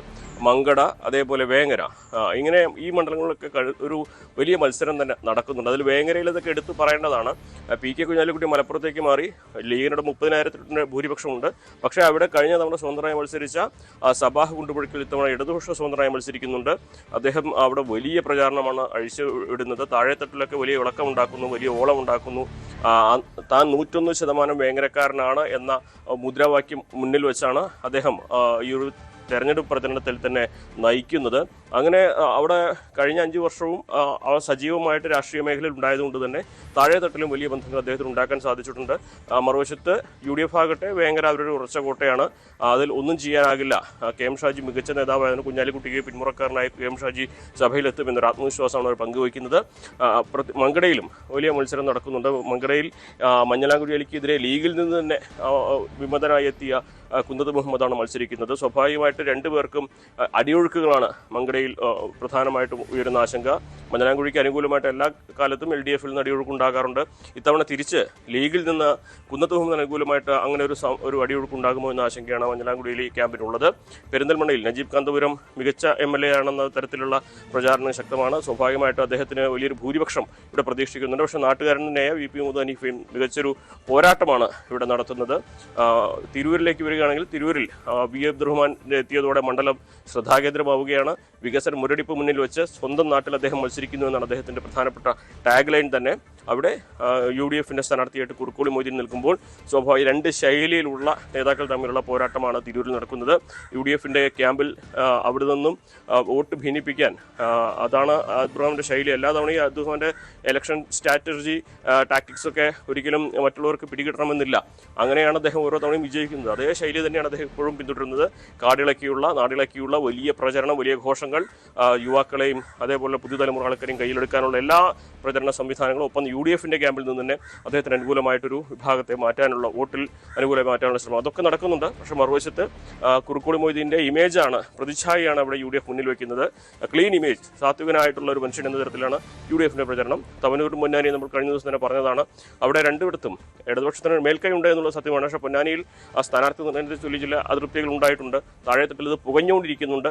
അത് UDF ഉപയോഗപ്പെടുത്തും എന്നാണ് UDFിൻ്റെ അവകാശവാദം. പ്രത്യേകിച്ച് KP നൗഷാദ് അലി 2 വർഷത്തിലേറെ ഏറെയായി. പൊന്നാനി ക്യാമ്പ് UDF കോട്ടകളിൽ കാര്യമായ വിള്ളലുകൾ ഉണ്ടാകാനുള്ള സാഹചര്യം മലപ്പുറത്തില്ല. പക്ഷേ LDFന്റെ ശക്തി കേന്ദ്രങ്ങളായ പല മണ്ഡലങ്ങളിലും കനത്ത പോരാട്ടം കാഴ്ചവെക്കാൻ UDFന് സാധിക്കുന്നുണ്ട്. സംസ്ഥാനത്തുടനീളമുള്ള ഒരു കാഴ്ച തന്നെയാണിത്, സംശയമില്ല. ഈ കൊട്ടിക്കലാശ ദിവസവും ആ ഒരു ട്രെൻഡ് കാണുന്നുണ്ട് എന്ന് നമ്മുടെ റിപ്പോർട്ടർമാർ പ്രതിനിധികൾ വിവരങ്ങൾ പങ്കുവെക്കുന്നുണ്ട്. നമുക്ക് കോഴിക്കോട്ടേക്ക് ഒന്ന് പോകണം. അവിടെ MS അനീഷ് കുമാറുണ്ട്. അനീഷ്, കോഴിക്കോട് എന്നും ഇടതിൻ്റെ വളക്കൂറുള്ള മണ്ണ് എന്ന് കരുതിയിരുന്ന സ്ഥലമാണ്. പക്ഷെ അവിടെ തദ്ദേശ തെരഞ്ഞെടുപ്പിൽ UDF നേടിയ വലിയ ഒരു മേൽക്കൈ കോഴിക്കോട് കോർപ്പറേഷനിലൊക്കെ LDFനെ ഞെട്ടിച്ചുകൊണ്ടായിരുന്നു അവരുടെ മുന്നേറ്റം എന്ന് കരുതണം. അതൊക്കെ നിയമസഭാ തെരഞ്ഞെടുപ്പിലും സമാനമായി തന്നെ സംഭവിക്കുമെന്നുള്ള ആത്മവിശ്വാസം അവർക്കുണ്ടോ? അത്തരത്തിൽ LDF പോരാട്ടം നേടുന്ന, ശക്തമായ മത്സരം നേരിടുന്ന മണ്ഡലങ്ങൾ കോഴിക്കോട് സ്വാഭാവികമായും ഉണ്ടാകുമല്ലോ. തീർച്ചയായും കഴിഞ്ഞ 10-25 വർഷമായി കോൺഗ്രസിന് MLA മാർ പോലും ഇല്ലാത്ത ഒരു ജില്ലയാണ് കോഴിക്കോട്. 2025 വർഷം മുമ്പ് സുജനപാലും P ശങ്കരനും കൊയിലാണ്ടിയിൽ നിന്നും കോഴിക്കോട് 1-ൽ നിന്നുമാണ് അവസാന കോൺഗ്രസ് MLA മാർ ഉണ്ടായിരുന്നത്. പക്ഷേ ഇത്തവണ ഒന്നിലധികം MLA മാർ കോഴിക്കോട് കോൺഗ്രസിൽ നിന്നുണ്ടാവും എന്നൊരു പ്രതീക്ഷയിലാണ് അവരുടെ പ്രചാരണ രീതികളൊക്കെ മുന്നോട്ട് പോകുന്നത്. എന്തായാലും മത്സരം അവസാന ഘട്ടത്തിലേക്ക് എത്തുമ്പോൾ വലിയ ആവേശം പല മണ്ഡലങ്ങളിലും പ്രകടമാണ്. കഴിഞ്ഞ തവണ 11 സീറ്റുകളാണ് LDF കോഴിക്കോട് ജില്ലയിൽ നിന്നും മാത്രം നേടിയത്. അതിൽ ഒന്ന് KK രമ വടകരയിൽ നിന്നും കൊടുവള്ളിയിൽ നിന്നും MK മുനീറും ജയിച്ചത് ഒഴിവാക്കാൻ മറ്റൊരിടങ്ങളിലും വിജയം സ്വന്തമാക്കാൻ ലീഗിനോ കോൺഗ്രസിനോ കഴിഞ്ഞിരുന്നില്ല. എന്തായാലും ആ ചരിത്രം തിരുത്തുമെന്ന പ്രതീക്ഷയിൽ തന്നെയാണ് ഇത്തവണയും ഉള്ളത്. ഒപ്പം നഗര കേന്ദ്രീകൃതമായ 2 മണ്ഡലങ്ങളിൽ ശക്തമായ പോരാട്ടം കാഴ്ചവെക്കാൻ BJPക്കും കഴിയുന്നുണ്ട്. അതായത് കോഴിക്കോട് സൗത്തിലും നോർത്തിലും BJPയുടെ സിറ്റിംഗ് കൗൺസിലർമാർ തന്നെ മത്സരിക്കുന്നുണ്ട്. അവർ വലിയ മാറ്റങ്ങൾ കൊണ്ടുവരും, അല്ലെങ്കിൽ വോട്ട് വിഹിതത്തിൽ വർധനവ് വരുത്തും എന്ന ഒരു പ്രതീക്ഷയിൽ തന്നെയാണ് BJP ഉള്ളത്. ഒപ്പം ഏറ്റവും കേരളം തന്നെ ശ്രദ്ധിക്കുന്ന 2 പോരാട്ടങ്ങൾ നടക്കുന്ന മണ്ഡലങ്ങൾ കോഴിക്കോട് ജില്ലയിലുണ്ട്. ഒന്ന് PV അൻവറും മുഹമ്മദ് റിയാസും ഏറ്റുമുട്ടുന്ന ബേപ്പൂർ തന്നെയാണ്. പിണറായിക്കെതിരായ അല്ലെങ്കിൽ മരുമോനത്തിനെതിരായ പോരാട്ടം എന്ന് വിശേഷിപ്പിച്ചുകൊണ്ടാണ് ബേപ്പൂരിലെ പോരാട്ടത്തിന് PV അൻവർ അംഗം കുറിച്ചത്. ആദ്യഘട്ടത്തിലൊക്കെ പ്രചാരണ രംഗത്തൊക്കെ വലിയ ആരവം ഉയർത്താനൊക്കെ PV അൻവറിന് കഴിഞ്ഞു. പക്ഷേ അവസാന ഘട്ടത്തിലേക്ക് എത്തുമ്പോൾ ഒരു നേരിയ മുൻതൂക്കം റിയാസിന് തന്നെ ഉണ്ട് എന്ന് നമുക്ക് പറയേണ്ടി വരും. ശക്തമായ ഇടതുകോട്ടയാണ് പതിറ്റാണ്ടുകളായി ബേപ്പൂര്. കോലീബി സഖ്യം വന്നിട്ട് പോലും CPM സ്ഥാനാർത്ഥിയെ പരാജയപ്പെടുത്താൻ കഴിയാത്ത ഒരു മണ്ണാണ്. അതുകൊണ്ട് അട്ടിമറി ഉണ്ടാവില്ല എന്ന പ്രതീക്ഷ തന്നെയാണ് CPMനുള്ളത്. മറുവശത്ത് അൻവർ ഇപ്പോഴും പ്രതീക്ഷയിൽ തന്നെയാണ്. പിണറായിന്റെ അവസാനം കുറിക്കുന്നതിന്റെ തുടക്കം ബേപ്പൂരിൽ നിന്നാവും എന്ന് അദ്ദേഹം ഇപ്പോഴും ആവർത്തിക്കുന്ന ഒരു സാഹചര്യമുണ്ട്. ഒപ്പം LDF കൺവീനർ മത്സരിക്കുന്ന പേരാമ്പ്രയിലും കടുത്ത മത്സരം ഇത്തവണ ഉണ്ട്. 20,000-ലധികം വോട്ടുകൾക്ക് കഴിഞ്ഞ തവണ TP രാമകൃഷ്ണൻ LDF കൺവീനർ ജയിച്ച മണ്ഡലമാണ്. ഇത്തവണ യൂത്ത് ലീഗിലെ പുതുമുഖത്തെ അല്ലെങ്കിൽ കോഴിക്കോട് കോർപ്പറേഷനിൽ കുറ്റിച്ചിറ ഡിവിഷനിൽ നിന്ന് കൗൺസിലറായ ഫാത്തിമ തൈലിയെ രംഗത്തിറക്കിയപ്പോൾ മുതലാണ് മത്സരത്തിന്റെ ഒരു ചിത്രം മാറി വരുന്നത്. എന്തായാലും ഷാഫി പറമ്പിൽ വടകരയിൽ സൃഷ്ടിച്ച ഒരു തുല്യമായ ഒരു ആവേശം സൃഷ്ടിക്കാൻ പേരാമ്പ്രയിൽ ഫാത്തിമ തൈലിക്ക് കഴിഞ്ഞിരുന്നു. സമൂഹ മാധ്യമങ്ങളിലും മറ്റുമൊക്കെ വലിയ പ്രചാരണം നടക്കുന്ന ഒരു സാഹചര്യമുണ്ടായി. ഒപ്പം ഈ മതം പറഞ്ഞ് വോട്ട് പിടിക്കുന്നു എന്ന ആരോപണം ശക്തമായി തന്നെ ഫാത്തിമ തൈലിക്കെതിരെ മുന്നോട്ട് കൊണ്ടുവരികയും അത്തരത്തിൽ ഒരു വാഹന പ്രചാരണം നടത്തുക തന്നെ ചെയ്യുകയും ചെയ്തു LDFന്റെ സ്ഥാനാർത്ഥിക്ക് വേണ്ടി. പക്ഷെ അതിനെ പിന്നീട് TP രാമകൃഷ്ണൻ തള്ളി പറഞ്ഞെങ്കിൽ പോലും ഇപ്പോഴും അവസാന ഘട്ടത്തിലേക്ക് എത്തുമ്പോഴും കുട്ടിക്കലാശത്തിൽ കലാശിക്കാൻ എത്തുമ്പോഴും മതം ആണ്, അല്ലെങ്കിൽ മതത്തിന്റെ പേരിലുള്ള വോട്ട് കൊടുക്കുന്നത് തന്നെയാണ് ഏറ്റവും പ്രധാന പ്രശ്നം. അവിടെ എന്തെങ്കിലും അട്ടിമറികൾ നടക്കുമോ എന്താണ് നമുക്ക് കാത്തിരുന്ന് കാണാൻ. ശരി അനീഷ്, നമുക്ക് കൊച്ചിയിലേക്കൊന്ന് പോകണം. UDFനെ സംബന്ധിച്ചിടത്തോളം അഭിമാന പോരാട്ടം. കാരണം പ്രതിപക്ഷ നേതാവിൻ്റെ സ്വന്തം ജില്ലയാണ്, UDFന്റെ തട്ടകമാണ്. തദ്ദേശ തെരഞ്ഞെടുപ്പിൽ നേടിയ വലിയ വിജയങ്ങളുണ്ട്. പക്ഷേ MLA-മാരുടെ എണ്ണത്തിൽ അവിടെ LDFനാണ് മുൻതൂക്കം. അത് മാറ്റണം, അത് മാറ്റിമറിക്കണം, പ്രധാനപ്പെട്ട സീറ്റുകൾ ജയിക്കണം. അതാണ് UDFന്റെ ലക്ഷ്യം. ഡാനി പോൾ ഏറ്റവും പുതിയ വിവരങ്ങളുമായി ചേരും. ഡാനി, UDFനെ സംബന്ധിച്ചിടത്തോളം പ്രതീക്ഷയേറുന്ന നിരവധി മണ്ഡലങ്ങളുള്ള ഒരു ജില്ലയാണ് എറണാകുളം, സംശയമില്ല. ഇത്തവണ എങ്ങനെയാണ് കാര്യങ്ങൾ? ഡാനി, ഞാൻ മനസ്സിലാക്കുന്നത് ഒരു പ്രചരണ കോലാഹലത്തിനൊപ്പമാണ്.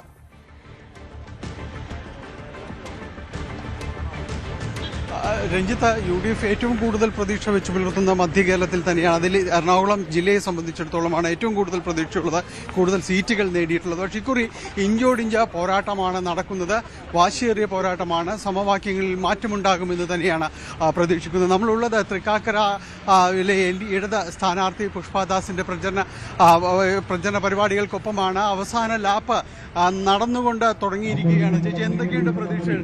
വലിയ പ്രതീക്ഷയിലാണ്. ഇത്തവണ തൃക്കാക്കര LDF ജയിക്കും. വലിയ രീതിയിലുള്ള വികസന പ്രവർത്തനങ്ങളൊക്കെ തന്നെയാണോ തീർച്ചയായും ഇവിടെ സ്ഥാനാർത്ഥി എന്ന നിലയിൽ താഴെ തലത്തിലേക്ക് പോകുമ്പോൾ ഈ മണ്ഡലത്തിന്റെ വികസന ദൗർബല്യം തന്നെയാണ് വോട്ടർമാർ ചർച്ച ചെയ്യുന്നത്. അതുകൊണ്ട് വികസനം, തൃക്കാക്കരയുടെ വികസനമാണ് ഈ തെരഞ്ഞെടുപ്പിൽ ചർച്ച ചെയ്യപ്പെടുന്നത്. പൊതുവിൽ LDFന് ഒരു എറണാകുളത്ത് ഒരു മേധാവിത്വം വരുമെന്ന് വിശ്വസിക്കുന്നു. തീർച്ചയായിട്ടും LDFന് നല്ലൊരു മേധാവിത്വം ഈ തെരഞ്ഞെടുപ്പിൽ എറണാകുളത്തുണ്ടാവും. രഞ്ജിത്ത, ഇത് ഒരു പ്രതീക്ഷയാണ് പൊതുവിൽ പങ്കുവയ്ക്കുന്നത് ഇടത് കേന്ദ്രങ്ങൾ. കാരണം ഇക്കുറി ഭരണത്തിൽ തുടർച്ചയായ 10 വർഷം നടപ്പാക്കിയ വികസന പദ്ധതികൾ ഇതെല്ലാം തന്നെയും മുതൽക്കൂട്ടാകുമെന്നൊരു പ്രതീക്ഷയാണ് പൊതുവിൽ ഇടത് ക്യാമ്പുകൾക്കുള്ളത്. എന്നാൽ അതേസമയം തന്നെ കൂടുതൽ വ്യക്തതയോടുകൂടി തങ്ങൾ നേരിടാനായിട്ട് ഇടതിനെ കഴിഞ്ഞിട്ടുണ്ട് എന്ന ആത്മവിശ്വാസത്തിൽ UDFും നിൽക്കുന്നു. NDAയും വലിയ പ്രതീക്ഷയിൽ തന്നെ പോകുന്നു. പ്രത്യേകിച്ച് 2020 അടക്കം തങ്ങളുടെ കൂട്ടത്തിലേക്ക് വന്നത് വലിയ പ്രതീക്ഷയാണ് അവർക്കും നൽകുന്നത്. ഏതായാലും ഇത്തവണ വലിയ രീതിയിലുള്ളൊരു പോരാട്ടം, ശക്തമായ ഒരു ത്രികോണ മത്സരം തന്നെയാണ് എറണാകുളത്ത് ഉണ്ടാകുക. തീർച്ചയായും സാഹചര്യം ത്രികോണ മത്സരം നടക്കുന്ന മണ്ഡലങ്ങൾ ചെറുതെങ്കിലും 1-2 മണ്ഡലങ്ങളെങ്കിലും ഒരുപക്ഷെ എറണാകുളത്തുണ്ടാകാം. LDFന്റെ കോട്ടകളിൽ അല്ലെങ്കിൽ LDF MLAമാർ ജയിച്ച സ്ഥലങ്ങളിൽ സീറ്റുകൾ തിരിച്ചുപിടിക്കുക എന്ന ഭഗീരഥ പ്രയത്നം UDFന്റെ ഭാഗത്തുനിന്ന് ഞാൻ നേരത്തെ പറഞ്ഞപ്പോൾ സതീഷിൻ്റെ സ്വന്തം ജില്ലയിൽ അഭിമാന പോരാട്ടമായി UDF കാണുന്നുമുണ്ട്. ഇത് കൊല്ലത്തേക്ക് വന്നാൽ അവിടെ വിനീഷ് ഏറ്റവും പുതിയ വിവരങ്ങളുമായി ചേരുകയാണ്. വിനീഷ്, കൊല്ലത്തെ സംബന്ധിച്ചിടത്തോളം രണ്ട് മണ്ഡലങ്ങളിൽ മാത്രം UDF സ്ഥാനാർത്ഥികൾ വിജയിച്ച ഒരു സ്ഥലമാണ്. അവിടെ RSPയുടെ സാന്നിധ്യമുണ്ട്. കുറച്ചുകൂടി ഇപ്പോൾ KB ഗണേഷ് കുമാറൊക്കെ പത്തനാപുരത്ത് കടുത്ത പോരാട്ടം നേരിടുന്ന പശ്ചാത്തലമുണ്ട്. മറ്റു പല മണ്ഡലങ്ങളിലും UDF വിജയം പ്രതീക്ഷിക്കുന്ന സ്ഥലങ്ങളുണ്ട്. കൊല്ലം ജില്ലയിലൊക്കെ വലിയ പോരാട്ടം ബിന്ദു കൃഷ്ണയൊക്കെ കൊല്ലം മണ്ഡലത്തിൽ കാഴ്ചവെക്കുന്ന പശ്ചാത്തലമുണ്ട്. അങ്ങനെ പ്രവചിക്കാനാവാത്ത വിധമുള്ള ഒരു പോരാട്ടത്തിലേക്ക് കൊല്ലം മാറിയെന്ന് കരുതാമോ? തന്നെയാണ് ഇതിൽ പ്രധാനമായിട്ട് പറയാനുള്ള നമുക്കൊരു കാര്യമുണ്ട്. അതായത് കൊല്ലം പിടിച്ചാൽ നമുക്ക് ഭരണം പിടിക്കാം എന്നാണ് നേതൃത്വം വിലയിരുത്തുന്നത്. അപ്പോൾ അത്തരത്തിലുള്ള ഒരു നീക്കമാണ് 3 മുന്നണികളും മുന്നോട്ട് വെക്കുന്നത്. എങ്ങനെയും കൊല്ലം പിടിച്ചെടുക്കുക എന്ന് തന്നെയാണ് ലക്ഷ്യം. നമുക്കറിയാം 2016 വലിയൊരു ചരിത്രം സൃഷ്ടിച്ചാണ് LDF എല്ലാ മണ്ഡലങ്ങളും പിടിച്ചെടുത്തത്. നിലവിൽ 11 മണ്ഡലങ്ങളാണ് ജില്ലയിലുള്ളത്. പിന്നെ 2021 തെരഞ്ഞെടുപ്പ് വന്നപ്പോൾ ആ ചിത്രം മാറി. രഞ്ജിത്ത് സൂചിപ്പിച്ചതുപോലെ 2 മണ്ഡലങ്ങൾ, അതായത് കരുനാഗപ്പള്ളിയും കുണ്ട്രയും 2 മണ്ഡലങ്ങൾ UDF പിടിച്ചെടുത്ത സാഹചര്യമാണ് ഉള്ളത്. പക്ഷേ നമുക്കറിയാം ഈ മണ്ഡലങ്ങൾ നിലവിൽ നിലനിർത്തിക്കൊണ്ട് തന്നെ മറ്റ് മണ്ഡലങ്ങളിൽ കൂടുതൽ വിജയ സാധ്യതകൾ കാണുന്നുണ്ട്. അതായത് രഞ്ജിത്ത് പറഞ്ഞതുപോലെ ഈ പത്തനാപുരം, ചവറ, കൊല്ലം തുടങ്ങിയ മണ്ഡലങ്ങൾ, ഇവിടെ UDFന് വലിയൊരു സ്വാധീനം അവർ ഇപ്പോൾ കാണുന്നുണ്ട്. കാരണം വിജയസാധ്യതയും കാണുന്നുണ്ട്. അത്തരത്തിലുള്ള പ്രചരണ പ്രവർത്തനങ്ങളാണ് അവർ നടത്തിയത്. കൊല്ലത്ത് ബിന്ദു കൃഷ്ണ ശക്തമായ മത്സരം കാഴ്ചവെച്ച മണ്ഡലമാണ്.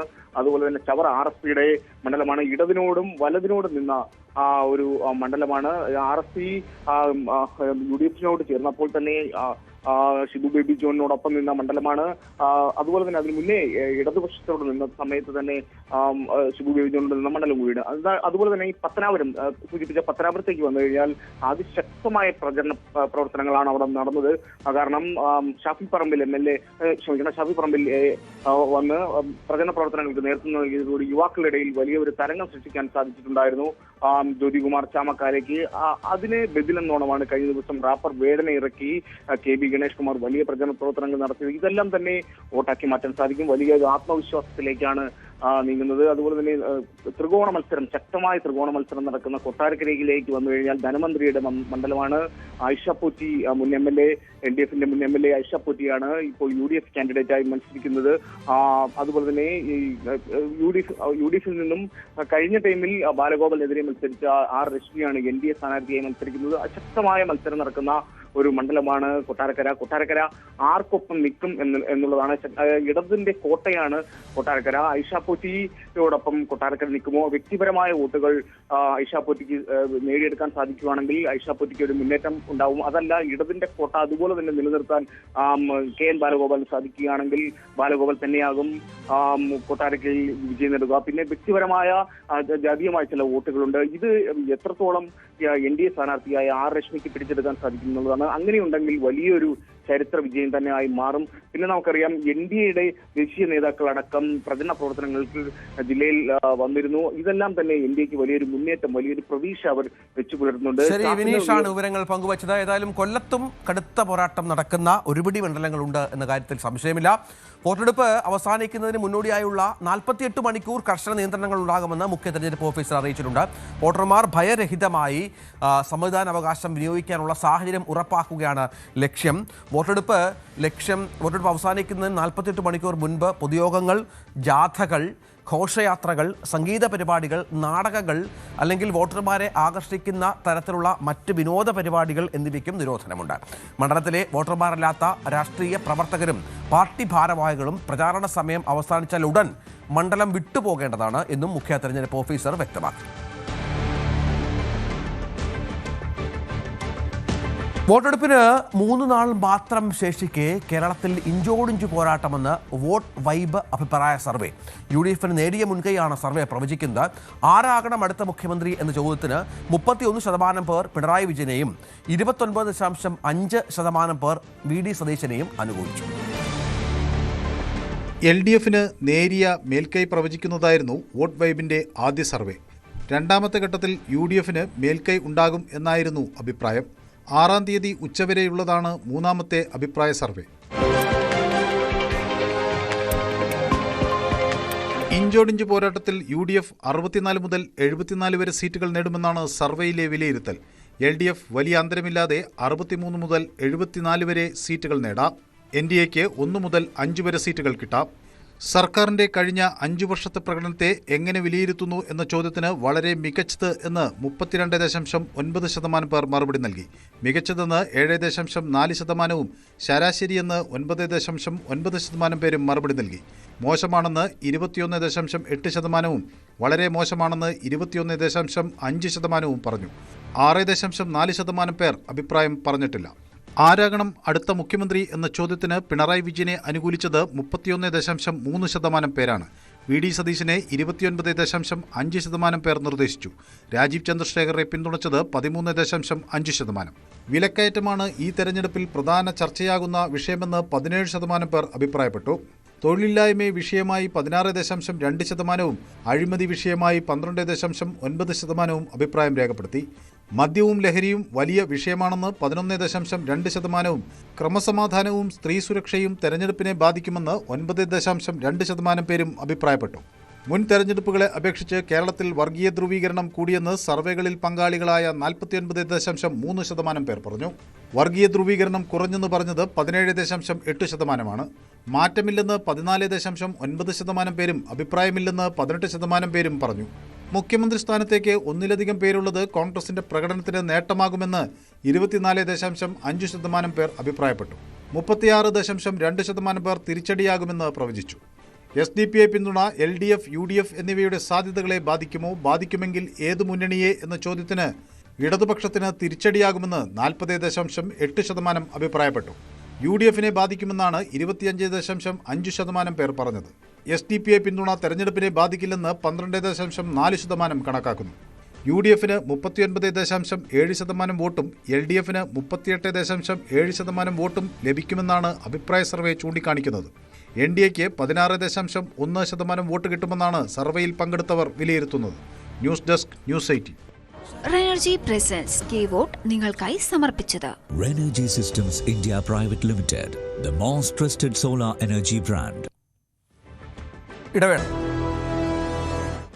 ചരിത്ര നേട്ടം കൈവരിച്ച ആർട്ടിമിസ് 2 ദൗത്യം ബഹിരാകാശ സംഘത്തെ വഹിച്ചുള്ള പേടകം ചന്ദ്രന് ഏറ്റവും അടുത്തെത്തി. ചന്ദ്രന് 6,000 കിലോമീറ്റർ അടുത്ത് വരെയാണ് പേടകമെത്തിയത്. ഭൂമിയിൽ നിന്ന് കാണാൻ സാധിക്കാത്ത ചന്ദ്രന്റെ വിദൂര വശത്തെ ചിത്രങ്ങൾ പകർത്തുകയും ചെയ്തു. കഴിഞ്ഞ മണിക്കൂറുകളിൽ സംഘം എന്നുള്ളതാണ് ഏറ്റവും പ്രധാനപ്പെട്ട പ്രത്യേകത. VV വിനോദ് വിവരങ്ങളുമായി ചേരും. വിനോദ്, വലിയ നിമിഷമാണ്, വലിയ ചരിത്രം സൃഷ്ടിച്ചിരിക്കുകയാണ്. ദൗത്യ സംഘത്തിൻ്റെ ലക്ഷ്യങ്ങൾ, ഇതുവരെയുള്ള ദൗത്യ സംഘത്തിൻ്റെ നേട്ടങ്ങൾ, അതൊക്കെ ഒന്ന് വിവരിക്കാം. രഞ്ജിത്ത്, ഏറ്റവും സുപ്രധാനമായ മണിക്കൂറുകളാണ് കഴിഞ്ഞു പോയത്. ചന്ദ്രന് ഏതാണ്ട് 6000 കിലോമീറ്റർ അടുത്ത് വരെ ഈ പേടകം എത്തി എന്നതാണ് ഇതിലെ ഏറ്റവും സുപ്രധാനമായ നേട്ടം. ആർട്ടിമിസ് 2 ഭേദിച്ചത് 1970 അപ്പോളോ 13 രചിച്ച ആ ഒരു ചരിത്രമാണ് ഇത്രയും അടുത്തേക്ക് ചന്ദ്രൻ്റെ അടുത്തേക്ക് പോവുക എന്നത് മാത്രമല്ല 52 വർഷങ്ങൾക്ക് ശേഷമാണ് ചന്ദ്രനെ ചുറ്റി ഒരു സഞ്ചാരമുണ്ടാകുന്നത്. അവിടെ തന്നെ ഏറ്റവും വിദൂരവശത്തെ ചിത്രങ്ങൾ പകർത്തുകയും ചെയ്തു. ഗ്രാൻഡ് കാനിയൻ എന്നാണ് ഈ മേഖല അറിയപ്പെടുന്നത്. ബുൾസൈ എന്ന് വിളിപ്പേരുള്ള ഒരു ഇടമാണ്. അതായത് വലിയ വലിയ ഗർത്തങ്ങളുള്ള ഇടം, നിരന്തരമായി ഉൾക്കകൾ പതിക്കുകയും വലിയ ഗർത്തങ്ങൾ ഉള്ളതുമായ ഒരു സ്ഥലമാണ്. ഈ പ്രദേശത്ത് ഏതാണ്ട് 6 മണിക്കൂർ, ഈ കഴിഞ്ഞ മണിക്കൂറുകളാണ്, കഴിഞ്ഞ ഇന്ത്യൻ സമയം രാത്രി 11:25 കൂടിയാണ് ഈ പ്രദേശത്തേക്ക് ഈ പേടകം സഞ്ചരിച്ചു തുടങ്ങിയത്. അതായത് ഭൂമിയും പേടകവും 2 വശത്താവുകയും ഇതിനിടയ്ക്ക് ചന്ദ്രൻ വരികയും ചെയ്യും. ഏതാണ്ട് 45 മിനിറ്റ്, ഈ 6 മണിക്കൂറുള്ള യാത്രയിൽ 45 മിനിറ്റ് പേടകവുമായിട്ടുള്ള ആശയവിനിമയം സാധ്യമായിരുന്നില്ല. ഇത് നേരത്തെ തന്നെ അറിയാവുന്നതാണ്. അങ്ങനെ പൂർണ്ണമായും എതിർവശത്ത് വരുമ്പോഴുള്ള 45 മിനിറ്റ് ആശയവിനിമയം സാധ്യമല്ല. അത് പക്ഷേ പ്രശ്നമല്ല, അതൊരു സാങ്കേതിക ബുദ്ധിമുട്ടുണ്ടാകില്ല എന്ന കാര്യം നാസ നേരത്തെ തന്നെ അറിയിച്ചിരുന്നതാണ്. ഇപ്പോൾ ഈ കഴിഞ്ഞ മണിക്കൂറുകളിൽ ആ ഭാഗത്തു കൂടിയുള്ള യാത്ര അവസാനിച്ചിരിക്കുന്നു. അതൊരു വലിയ നേട്ടമായി മാറിയിരിക്കുന്നു എന്ന് തന്നെ പറയേണ്ടിയിരിക്കുന്നു. ഗ്രാൻഡ് കാനിയനിലെ ചിത്രങ്ങൾ കൂടി സഞ്ചാരികൾ പകർത്തിയിട്ടുണ്ട് എന്നതും വളരെ പ്രധാനപ്പെട്ട കാര്യമാണ്. ഇപ്പോൾ നടക്കുന്ന ഈ ഫ്ലൈ ബൈ എന്ന ഒരു പ്രക്രിയ, അതായത് ചന്ദ്രനെ ഏറ്റവും അടുത്തേക്ക് എത്തുന്ന പ്രക്രിയ, അത് പൂർത്തിയായി ഈ 10-നാണ് തിരികെ പേടകം എത്തുന്നത്. പേടകം തിരികെ കടലിലിറങ്ങും എന്നത് തന്നെയാണ് നേരത്തെ നിശ്ചയിച്ച പ്രകാരം. ഏപ്രിൽ 10-ന് പസഫിക് സമുദ്രത്തിലാണ് ഈ പേടകം ഇറങ്ങുക. അവിടെ ശരി വിനോദ്, വിശദാംശങ്ങൾ പങ്കുവച്ചതിന്. പശ്ചിമേഷ്യയിൽ സമാധാനം അകലെ തന്നെ ഇറാനെ ഒറ്റ രാത്രി കൊണ്ട് നശിപ്പിക്കുമെന്ന ഡൊണാൾഡ് ട്രംപിന്റെ ഭീഷണി വീണ്ടും വരികയാണ്. ഇന്ന് രാത്രി 8 മണിക്കുള്ളിൽ ധാരണയിലെത്തിയില്ലെങ്കിൽ ഇറാനിലെ പാലങ്ങളും പവർ പ്ലാന്റുകളും പൂർണ്ണമായും തകർക്കുമെന്നാണ് ഭീഷണി. ട്രംപിന്റെ വാക്കുകളിലേക്ക്. We have a plan because of the power of our military, where every bridge in Iran will be decimated by 12 o'clock tomorrow night, where every power plant in Iran will be out of business, burning, exploding, and never to be used again. I mean, complete demolition by 12 o'clock. And it'll happen over a period of 4 hours if we wanted to. We don't want that to happen. We may even get involved with helping them rebuild their nation. And you know what? If that's the case, the last thing we want to do is start with power plants, which are among the most expensive thing, and bridges.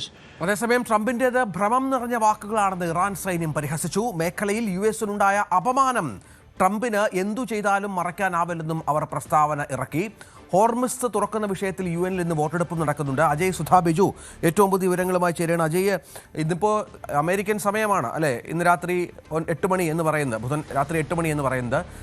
അത് Indian സമയമായി കണക്കാക്കുമ്പോൾ വ്യത്യാസം വരും. പക്ഷേ എന്താണ് സംഭവിക്കുക എന്നുള്ളത് കാത്തിരിക്കണം. പതിവ് പോലെ ട്രംപിൻ്റെ വാചകമടി മാത്രമാണോ അതോ ഈ പറഞ്ഞതുപോലെ സംഭവിക്കുമോ എന്നുള്ളത് ആശങ്കയുണ്ടാക്കുന്ന കാര്യമാണ്. തീർച്ചയായിട്ടും ഒരുപാട് നിർണായകമായിട്ടുള്ള മണിക്കൂറുകളാണ് ഇനി നമുക്ക് മുന്നിൽ വരാനുള്ളത്. ഏറ്റവും പ്രധാനമായിട്ടും ട്രംപ് പറഞ്ഞിട്ടുള്ള സമയപരിധി, അത് ഈസ്റ്റേൺ ടൈം വെച്ചിട്ട് ഇന്ന് രാത്രി 8 മണിയാണെങ്കിലും നമ്മുടെ ഇന്ത്യൻ ടൈം വെച്ച് നോക്കിയാൽ നാളെ പുലർച്ചെ 5:30-നാണ് ഈ സമയപരിധി അവസാനിക്കുന്നത്. ഇറാന് ഇനിയൊരു എക്സ്റ്റൻഷൻ നൽകില്ല. ഈ സമയപരിധി തന്നെ കണക്കാക്കി ഇറാന് നേരെ ആക്രമണം കടുപ്പിക്കും എന്ന് തന്നെ ട്രംപ് ഉറച്ച ഭാഷയിൽ കഴിഞ്ഞ ദിവസം പ്രതികരിച്ചിട്ടുണ്ട്. അദ്ദേഹം വ്യക്തമാക്കിയത്, ഇറാൻ ഈ ചർച്ചകളുടെ ഭാഗമായി ഞങ്ങളോട് ചോദിച്ചത് 7 ദിവസമാണ്. എന്നാൽ തൻ്റെ വിശാല മനസ്കത കൊണ്ട് താനത് 10 ദിവസമാക്കി നീട്ടി നൽകി. പിന്നീട് അത് 11 ദിവസമാക്കി. എന്നാലും ഒരു ചർച്ചയിലൂടെ ഒരു ധാരണയിലെത്താൻ ഇറാന് സാധിച്ചില്ല. അതുകൊണ്ട് തന്നെ നിലവിൽ ഇന്ന് രാത്രി 8 മണിക്കകം അവരൊരു കരാറിൽ എത്തിച്ചേർന്നില്ലെങ്കിൽ തങ്ങൾ അവരെ വളരെ ശക്തമായി ആക്രമിക്കും. അതും വെറും 4 മണിക്കൂർ കൊണ്ട് രാത്രി 12 മണിക്കൂറിൽ ഇറാനുള്ളിലെ എല്ലാ പാലങ്ങളും നശിപ്പിക്കും. അതിനുശേഷം പവർ പ്ലാന്റുകളെ ലക്ഷ്യമിടും എന്നുള്ള ഭീഷണിയാണ് ട്രംപ് ഉയർത്തിയിരിക്കുന്നത്. അതും അതിനുശേഷം ഈ ആക്രമിച്ച് എല്ലാം തകർത്തതിന് ശേഷം ഇറാനെ റീബിൽഡ് ചെയ്യാൻ ഞങ്ങൾ പുതിയ ഭരണകൂടത്തിനോടൊപ്പം നിന്ന് ഇറാനെ പിന്തുണയ്ക്കുമെന്നുള്ള ഒരു കാര്യം കൂടി ട്രംപ് മുന്നോട്ട് വയ്ക്കുന്നുണ്ട്. ട്രംപിന്റെ ഈ ഭീഷണികൾക്കിടെ UN-ൽ ബഹ്റൈൻ മുന്നോട്ട് വെച്ച പ്രമേയത്തിൽ ഇന്ന് ഇന്ത്യൻ സമയം രാത്രി 8:30 വോട്ടെടുപ്പ് നടക്കുകയാണ്. അപ്പോൾ ഈ വോട്ടെടുപ്പ് ട്രംപിന്റെ ഈ ഭീഷണിക്ക് മുൻപ് ആണ് എന്നുള്ളതും നിർണായകമാണ്. അപ്പോൾ ഈ വോട്ടെടുപ്പിലൂടെ എന്തെങ്കിലും സമവായം ഉണ്ടാവുകയാണെങ്കിൽ ചിലപ്പോൾ ട്രംപിന്റെ ആക്രമണം നടന്നേക്കില്ല. അപ്പോൾ തീർച്ചയായിട്ടും എല്ലാവരും ഉറ്റുനോക്കുന്ന നിർണായകമായിട്ടുള്ള മണിക്കൂറുകളാണ് നമുക്ക് മുന്നിലുള്ളത്. തീർച്ചയായും അജയ് സുധാ ബിജു വിവരങ്ങൾ പങ്കുവെക്കുകയാണ്. വിശദമായി തന്നെ ഈ വാർത്തകൾ നമുക്ക് 9 മണിക്ക് പ്രേക്ഷകരിലേക്ക് എത്തിക്കണം. രാവിലെ ഏതായാലും പൂർത്തിയാവുകയാണ്. നമസ്കാരം.